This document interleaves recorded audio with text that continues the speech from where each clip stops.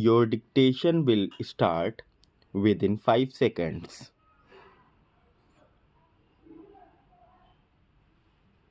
Having noticed the factual basis for the preferment of the petition and the disclosures made by the respondents, we now proceed to note the primary legal submissions which have been advanced in these proceedings.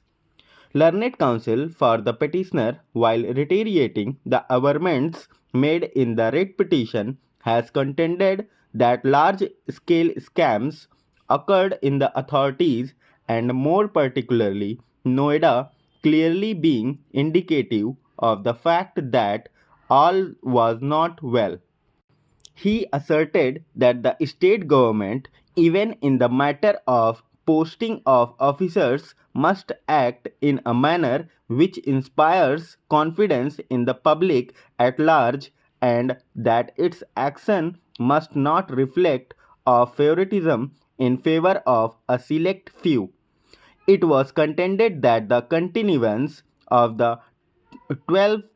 respondent was clearly detrimental to the public interest without justification in law and the state government was continuing to accord him protection despite various scams and allegations having been leveled against the 12th respondent and Noida.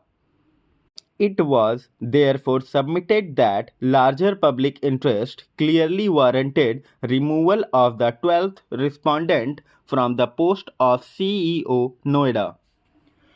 The learned counsels for the respondents have, apart from addressing submissions on the merits of the allegations levelled in the petition, in unison taken serious objection to the entertainment of the PIL itself and have submitted that the instant petition was neither bona fide nor did it espouse any issue of public interest.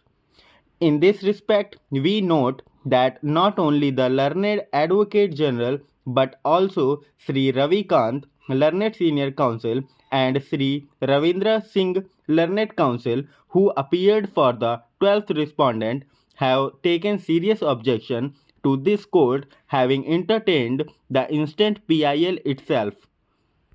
It was submitted that the instant proceedings are a clear abuse of the process of court and it is apparent that quite far from espousing any issue of public interest, the same has come to be instituted at the behest and instance of unknown and interested quarters.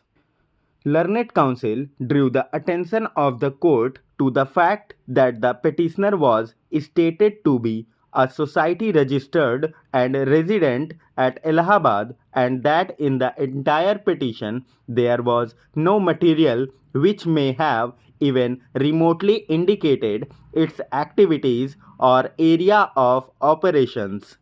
It was alleged that there was a complete non-disclosure in the writ petition of particulars required under Chapter 22, Rule 3A of the Allahabad High Court Rules 1952. Learned counsel submitted that the writ petition carried not one averment of any public or social service which the petitioner's society may be stated to have performed. Additionally, it was contended that the writ petition itself did not bring on record either the memorandum or articles of the society as so as to indicate its aims and objectives. In fact, learned counsel submitted that the petition had been instituted and entertained even in the absence of a resolution of the society deciding to institute the present proceedings and authorizing the petitioner in that regard. The attention of the court was further drawn to the fact that none of the office bearers of the society had come forward to even affirm the affidavit in support of the petition and that the writ petition itself had been preferred on the strength of an affidavit of a 24-year-old resident of District Kosambi who was stated to be engaged in farming. Viewed in this light, learned counsels submitted that the petition clearly lacked bona fides and should have been dismissed at the threshold itself. It was contended that it is petitions like the present which have sullied the field of public interest litigation and have consequently invited adverse comment from the Supreme Court as well as this court.